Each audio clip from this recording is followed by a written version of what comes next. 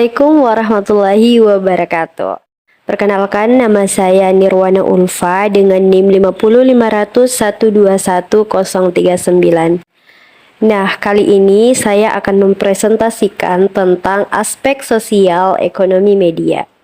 Sebelum kita membahas lebih lanjut, pertama-tama kita harus mengetahui apa pokok pembahasan kita kali ini. Yang pertama itu ada peran konsumen pada ekonomi media, kemudian pengaruh identitas sosial terhadap ekonomi media. Di sini ada beberapa poin penting yang akan saya bahas. Yang pertama, apa itu ekonomi media, kemudian apa itu konsumen, peran konsumen dalam ekonomi media, target konsumen media, identitas sosial, dan pengaruh identitas sosial terhadap ekonomi media. Ekonomi media ialah aktivitas ekonomi di bidang media atau kegiatan media di masyarakat yang berpengaruh pada aneka macam kegiatan lainnya. Sedangkan usaha media merupakan pengelolaan media secara ekonomi atau usaha media secara ekonomis dalam memenuhi kebutuhan serta keinginan atau konsumsi baik individu, organisasi, juga masyarakat, serta para pemangku kepentingan lainnya dalam rangka mencari untung. Menurut Undang-Undang Nomor 8 Tahun 1999 perihal pelindungan konsumen dalam Pasal 1 Ayat 2, konsumen ialah setiap orang pemakai barang dan jasa yang tersedia dalam masyarakat, baik bagi kepentingan diri sendiri, keluarga, orang lain maupun makhluk hidup lain dan tidak untuk diperdagangkan. Konsumen mempunyai peran penting karena tanpa adanya konsumen, barang yang diproduksi oleh penghasil tidak mampu dimanfaatkan secara maksimal. Dari Prabu Anwar Mangkunegara, definisi sikap konsumen artinya menjadi tindakan yang dilakukan oleh individu, kelompok, atau organisasi. Perilaku konsumen adalah studi perihal bagaimana individu, kelompok, serta organisasi memilih, membeli, menggunakan, serta bagaimana barang, jasa, ide, atau pengalaman untuk memuaskan kebutuhan serta keinginan mereka.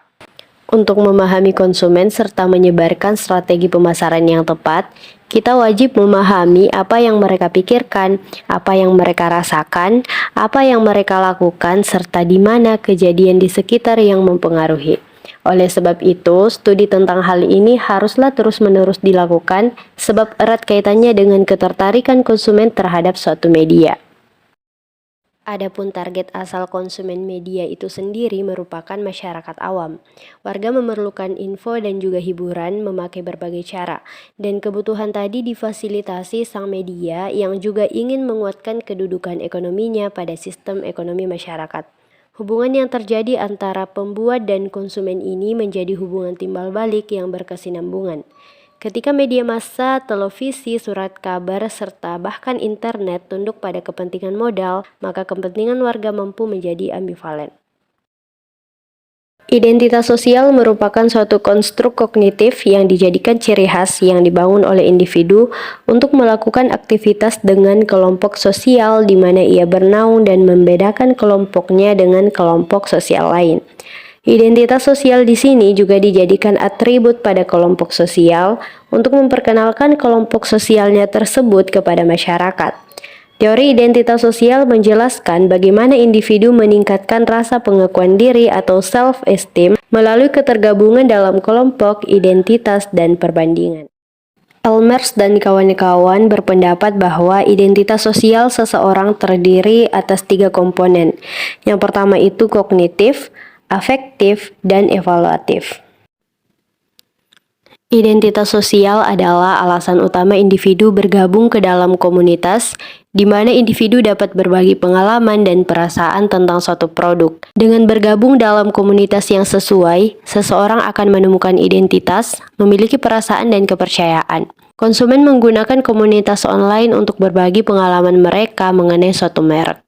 Persoalan identitas kemudian menjadi sesuatu yang bisa dinamis dan bisa dibentuk. Dalam media sosial, hal itu sangat memungkinkan karena orang bisa dengan mudah merancang dan menyaring apa yang ingin ia tampilkan atau tidak di akunnya.